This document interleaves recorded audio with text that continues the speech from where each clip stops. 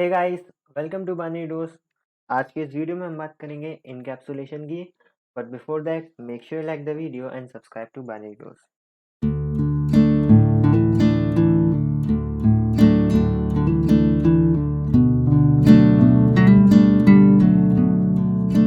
What is encapsulation?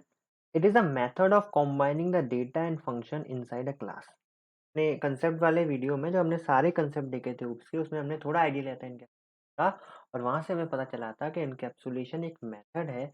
इस method के तहत हम एक क्लास के अंदर डेटा और फंक्शन को combine. Does the data get hidden from being accessed directly from the outside the class?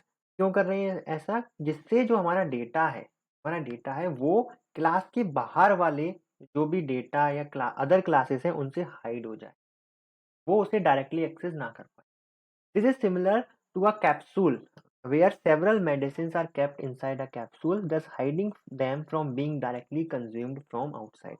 Capsule देखा है आपने, उसके अंदर कवर के अंदर कुछ दवा भरी होती है जिससे वो दवा को कोई डायरेक्टली एक्सेस नहीं कर सकता। पूरा कैप्सूल ही हम एक साथ स्वेलो करते हैं, या एयर भी उस दवाई को एक्सेस नहीं कर सकती डायरेक्टली, क्योंकि हमने उसे कवर करके हाइड कर दिया है।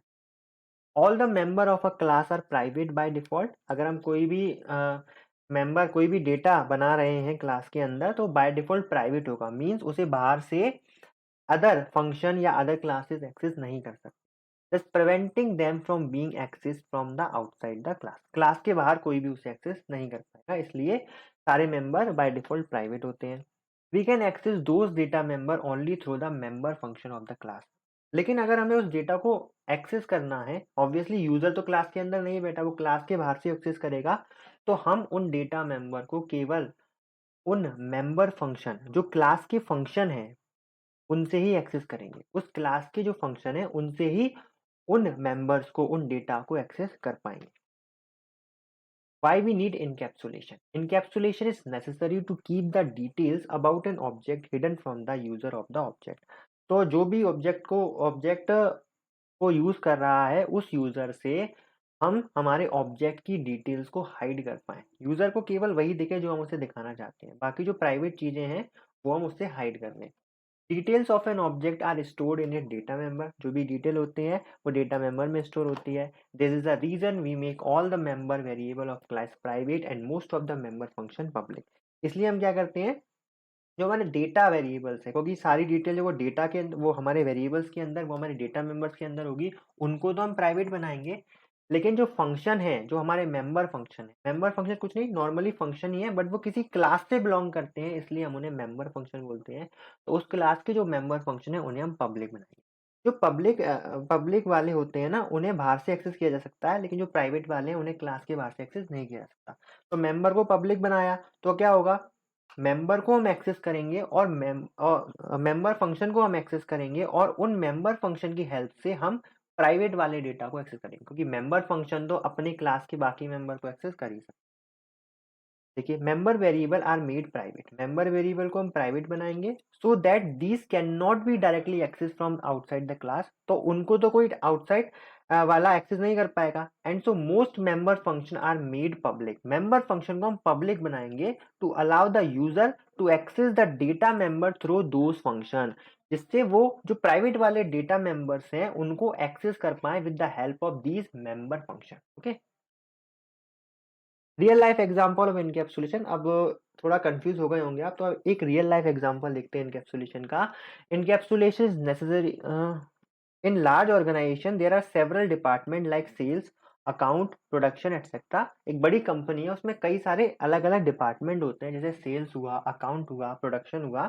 ठीक है, हर एक डिपार्टमेंट की अपनी अपनी रिस्पॉन्सिबिलिटी होती है, अपने अपने फंक्शन होते हैं, अपने अपने मेंबर्स होते हैं। Now consider a situation where a member of action, a member of account section need all the sales data of a particular month। मान लीजिए किसी अकाउंट सेक्शन वाले को सेल्स वाले जो डिपार्टमेंट है उसका डेटा चाहिए।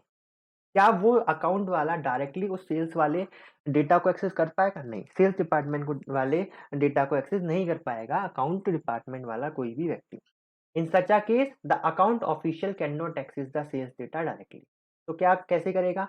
उसकी बजाय वो क्या करेगा, किसी सेल्स वाले व्यक्ति को पकड़ेगा और उससे वो डेटा माँगेगा। सेम उसी तरह से हम जो हमारी क्लास का जो प्राइवेट डेटा है उसे एक्सेस नहीं कर पाएँगे, तो हम जो किसी मेंबर फंक्शन को पकड़ेंगे और उसकी हेल्प से हम उस प्राइवेट वाले को एक्सेस करेंगे।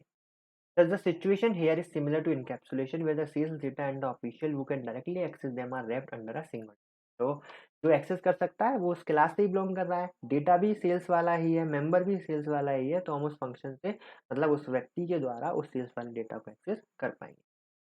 बेनिफिट्स क्या एनकैप्सुलेशन के? Encapsulated classes reduce complexity. Yes, complexity कम हुई क्योंकि हमें पता है कि ये पर्टिकुलर डेटा है, इसके मेंबर फंक्शन ये रहे और हम इसी से उसे एक्सेस करेंगे। प्रोटेक्शन मिलती है क्योंकि सभी डिटेल्स हम शेयर नहीं करते, प्रोटेक्टेड रखते हैं कई सारा डेटा, जो भी प्राइवेट डेटा होता है। Encapsulated classes are easier to change. जो भी इनकैप्सुलेटेड क्लासेस हैं उन्हें चेंज करना आसान होता है। मान लीजिए अभी कोई डेटा प्राइवेट है, हमें उसे पब्लिक करना है, तो सिंपली हम उसका मोड चेंज कर देंगे, उस डेटा को पब्लिक से प्राइवेट बना देंगे या वाइस वर्सा। अगर कोई डेटा पब्लिक है, हम उसे प्राइवेट कर सकते हैं। आगे हम एक्सेस स्पेसिफायर में डिटेल में जानेंगे कि public, private, protected access specifier कैसे काम करते हैं। Okay, so this is the example of C++ where encapsulation takes place.